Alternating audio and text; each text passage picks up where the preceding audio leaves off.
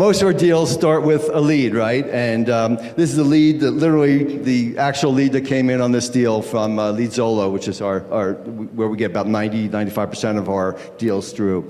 And as you can see, it came through as a commercial building, tenant occupied, not listed. Financial difficulties was listed as his reason for motivation, right? The way we're going to take you right through to how this deal happened. The AQM got the deal, or saw the deal, called within minutes of the lead hitting our CRM, and found out that the seller had some distress. You know, we were looking for motivation off the bat. The seller used to work for Facebook, Meta, and he got laid off as a tech worker, right? And so didn't have his income, and because of that, he had bought this building, 20-unit apartment building, as well as another 8 units in the same town of Texarkana, but he ran out of money and didn't have the ability to finish the job, to finish the project. And he came in with an asking price of about $800,000 on it.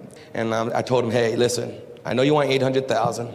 Listen, I want to dunk a basketball, but these 5'5" legs ain't dunking anymore. So you're probably not going to get the $800,000, all right? So I kept moving on. He laughed. We got a chuckle. We kept it moving. So we threw 3 different offers at him. We like to just try at least to throw 3 to 4 different offers, because if you give them one, it's a no. If they have 3 to choose from, now, let me mull that over. All right, sounds like you don't like the first one. So we throw an all-cash offer of $650 at him. That almost got me hung up on, right? But he didn't.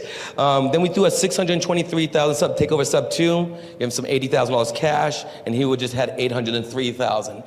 He was really focused on wanting to have some cash flow, and he put money in this property, and he can't just give it away. So we're like, well, I got something you're gonna like, but you're probably not gonna wanna go with this one, are you? He said, well, tell me what it is. So we talked about, hey, what if I could have a creative way to get you to, close to $800,000 north of that with your interest. So we told him we'd take over a $623,000 note. We'll give him $150,000 on a second. He'll carry a note for 5 years. And I told him, hey, $10,000 cash down, and he's like, oh, $10,000 down? I had dinners that cost more than that at Facebook. So he was not really excited for that $10,000 lowball offer for $1 million property. Be willing to drop that number and say with confidence and quiet. That pause literally will close the deal for you like literally 70% of the time. However, it didn't work on this time. He's like, hey, I want $20,000, right? We negotiated down to 12.5 for the leverage a $1 million property. And so, but we wouldn't have gotten that 12.5 if he hadn't anchored him at 10 so low, right? We would have never gotten him to come back, and then he came back at 20K cash, right, and then we settled at 12.5. And once we kind of made the simplicity of it, and he got a chance to see where his cash on cash return for him will be, he said, hey, this really frees me up, and hey, if you can really deliver on this, we have our other 8 units that I want to talk to you about. We hit the $800,000 he was asking for initially. We just got there in a little different way than he was thinking. So I took that initial information I could get from them, and then I prepared the deal analyzer, which is what you see a very small snapshot of there. I'll provide a bigger one later. But basically what I wanted to do there is then take everything we knew and put it into pro forma, and look at, because these are small units, 1 bed, 1 bath, or 2 bed, 1 bath, they're easy to fix up, didn't require all that much. And the real key was how fast could we get through the units and stabilize the project. So expecting someone to come in with $1 million of cash there is probably not gonna work. So if we could keep that cash commitment down to 20% or less, including the rehab, so down payment plus rehab, less than 20% of project value, that we're probably going to attract the most buyers, right? And lastly, let's look at a strong cash-on-cash return of 25%. If we can hit all 3 of those metrics, we probably have a buyer. This was the most important thing I think a lot of other investors overlook, is having somebody like Mike, or somebody who just has a lot of good knowledge, who has a lot of experience. Have them double check these numbers. I was ready to make a move on the number. I'm like, hey, let's just make 100,000 on this. Maybe I saw 80 to 100,000. Based off you looking at the numbers, re-looking to analyzing the numbers, and pushing the rents a little higher, you were able to say, hold on, Elijah, no, we have more money here. I would have left money on the table. So just the value of having other relationships, double look at your numbers is crucial. So we have the first lien of 623. We had the seller that we promised 165 second note. And there was still room to still hit the metrics we wanted by adding another 100K note on top of that. So we did that. We added another 100K note for our marketing campaign.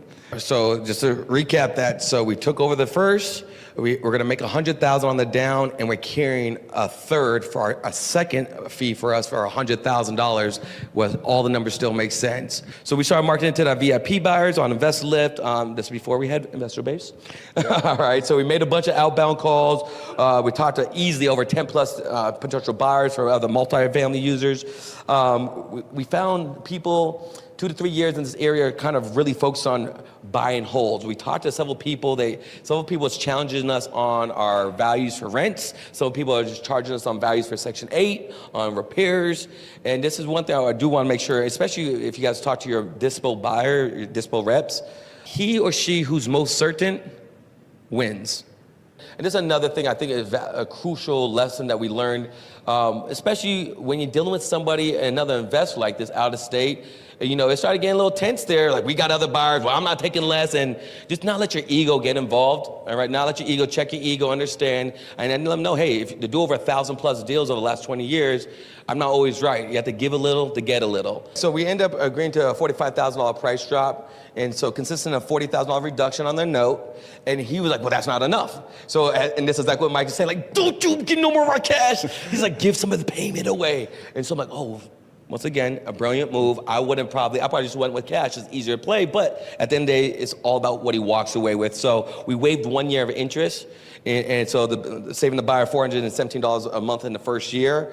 And that, like I said, that's $5,000 worth of interest that we are taking a loss on, and $40,000 left in payoff. But it's an extra $60,000 that we weren't even gonna make to begin with. So it ended up feeling good, and it worked out. This is how we lined up the purchase contract with the first lien and the second lien that we had him do on a carryback, and then the $12,500 of cash, you know. So that's what we got the seller to provide to us, right?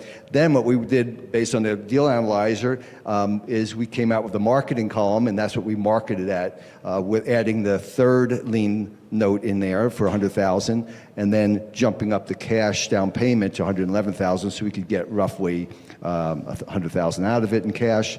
At the end of the day, we walked away with $98,500 of cash and a $60K note where we will receive the last 4 years of interest on, but not the first year. And compare that back to, you see in orange there, what we originally, if we had to stay with an all-cash deal here, been 25. maybe 25, if we could find a buyer. We'd have been struggling to find a buyer, right? So a few success factors, just kind of summarize it.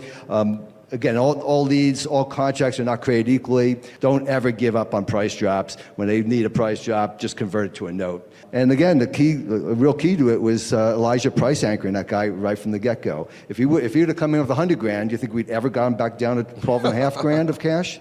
No chance, right? Yeah, so some key wins for this. Like I said, our team, one of our first acquisition guys, this was one of the first leads he's actually got close to closing. So for him to be able to make a five-figure check, he felt really good about it. The buyer got a great deal. I mean, 4.7% financing, no banks, no bidding wars, 11% no appraisal, down, no points, no extra junk points, fees. no fees, no BS, and he's still 25% cash-on-cash return while having a project that can easily be stabilized quickly. We did a lot of the back-end work and the analytical work just to show it. Then we paint the picture. We got the quotes from the project management company. We showed the buyer a roadmap to stabilization, right? We didn't just say, here, dump it on you, you go figure it out. We showed them how they could very quickly stabilize this thing and get into a double-digit cap rate, 25% cash-on-cash return, right? In total, just a little plug for our first give, our first official give here, the Leadzolo PPLs. That's where we get 95% of our leads from. During 2024, 4 of the leads that we got in are 6-figure deals, and the one in the Bay Area was in a little place called Union City, but a pretty crazy deal. But we ended up $250,000 assignment fee on that, which is ridiculous, right? Alexandria, Virginia, that was just a condo, $115,000 on a condo. And then Texarkana is the 20 units. That's the one we just went through. And we have a Long Beach one for $125,000.